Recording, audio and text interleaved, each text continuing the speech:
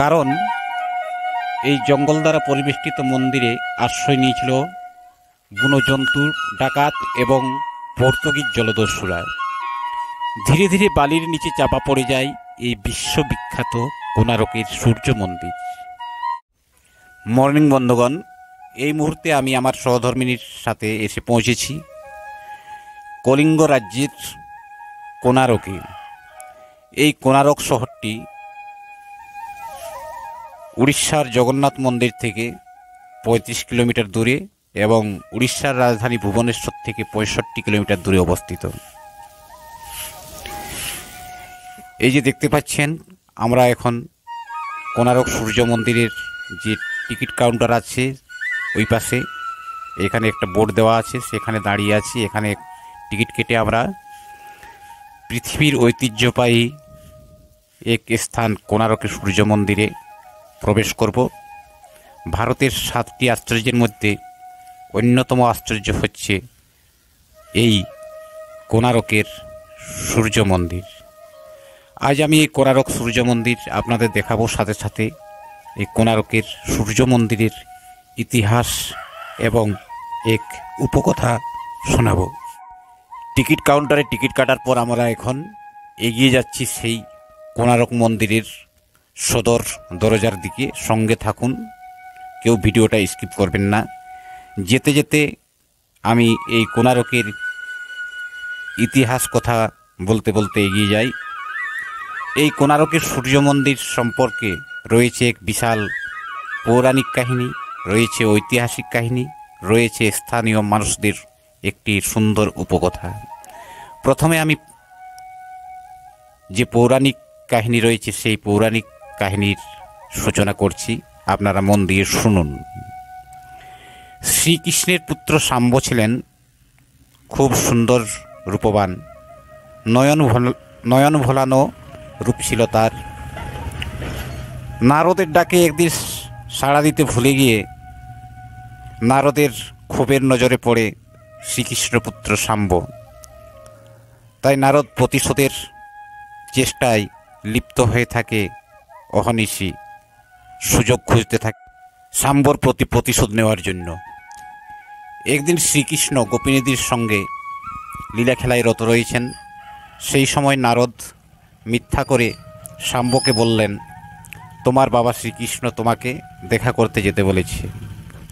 শাম্ব শ্রীকৃষ্ণের কাছে যখন যায় তখন গোপিনীরা সেই নয়ন ভোলানো রূপ দেখে শাম্বর প্রতি আকৃষ্ট হয়। তাতে শ্রীকৃষ্ণ তার পুত্র শাম্বকে অভিশাপ দেয় যেন তার রূপ যৌবন হারিয়ে যায় এবং কুষ্ঠব্যাধি হয়।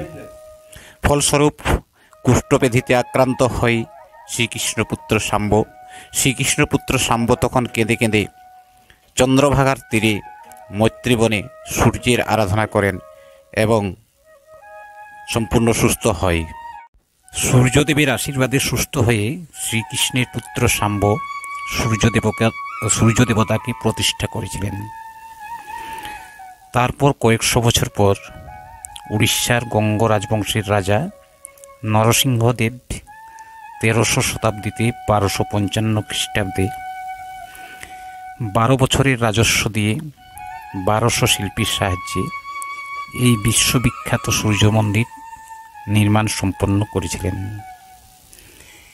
এই মন্দির সম্পর্কে একটি জনশ্রুতি আছে। 1200 শিল্পীর মধ্যে যিনি প্রধান, তিনি যখন কোণারকে এসেছিলেন তখন তার বাড়িতে তার স্ত্রীকে অন্তঃসত্ত্বা অবস্থায় রেখে এসেছিলেন। মন্দিরের নির্মাণ কাজ শেষ করার আগে কোনো অবস্থায় কোনো শিল্পী আর বাড়ি ফিরে যেতে সময় পায়নি। এদিকে সেই শিল্পীর স্ত্রী জন্ম দেয় এক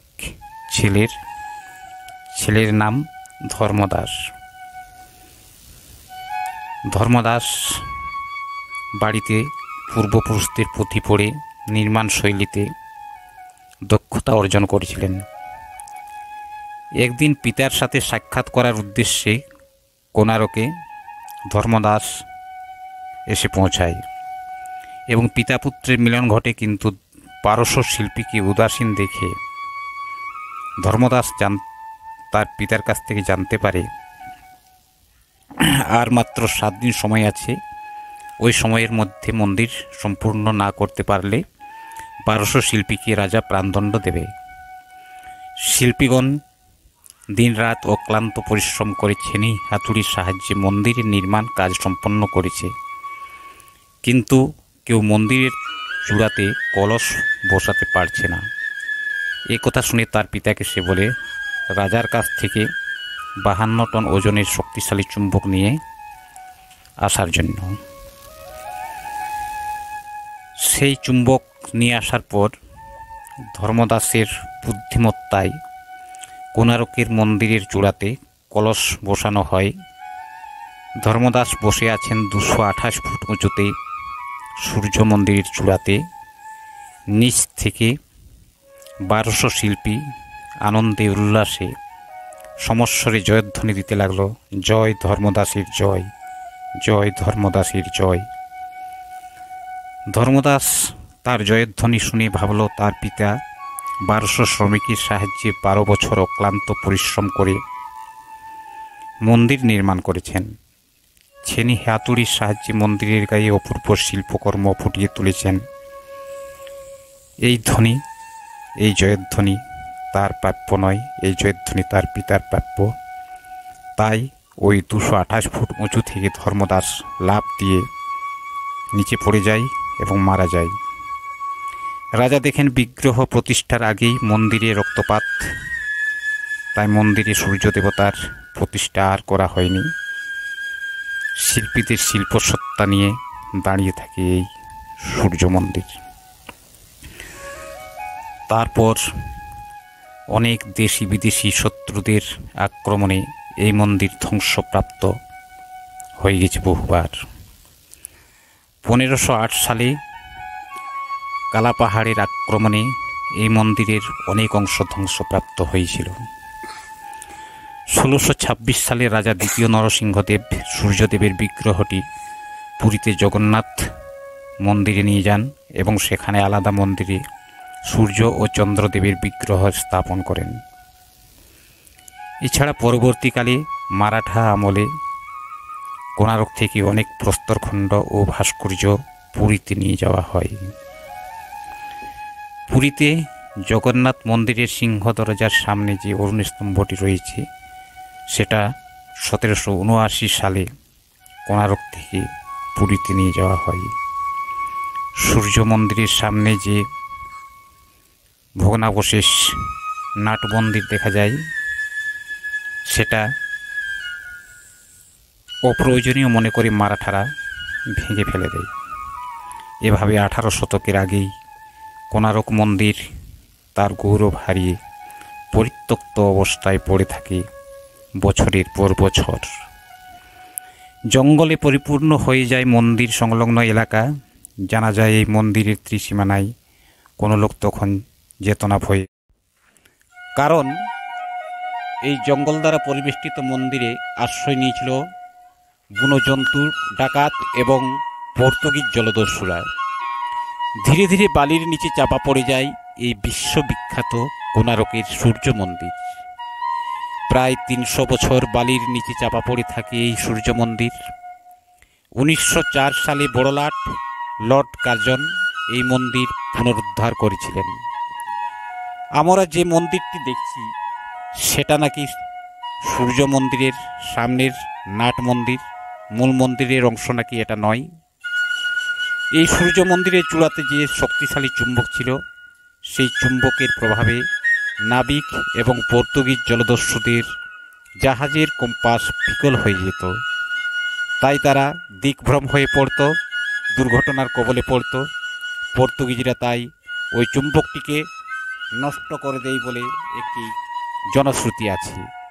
এছাড়া কেউ কেউ মত প্রকাশ করেন যে ইংরেজরা চুপি চুপি ওই চুম্বকটিকে ইংল্যান্ডে নিয়ে পালিয়ে যায়। এক অপূর্ব শিল্পকলার ইতিহাসের নীরব সাক্ষী হয়ে এই কোণারকের সূর্য মন্দির হাতছানি দিয়ে সারা পৃথিবীর ভ্রমণ পিপাসু পর্যটককে ডেকে যায় বারে বারে, চলে আয়, চলে আয়। সেই ডাকে আজ ৩রা জানুয়ারি ২০২৪ আমার সহধর্মিণী জানকীর সাথে আমি আবার ছুটে এসেছি এই কোণারক শহরে, কোণারক সূর্য মন্দিরে। এই কোণারকের ১২০০ বছরের ইতিহাস ১০ থেকে ১২ মিনিটের ভিডিওতে বলা সম্ভব নয় বন্ধু।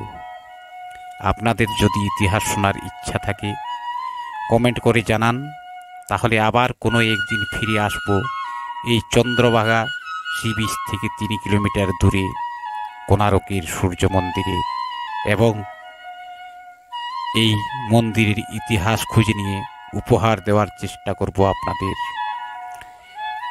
এরপর আমি দ্বিতীয় পর্ব, কোণারকের দ্বিতীয় পর্ব ভিডিও নিয়ে আসবো। সেই ভিডিওতে কিন্তু আমি ইতিহাস বলবো না, সেই ভিডিওতে আমি এই যে মন্দিরের গায়ে অপূর্ব খোদিত শিল্পকর্ম দেখছেন, সেই শিল্পের সম্পর্কে কিছু কথা উপহার দেব।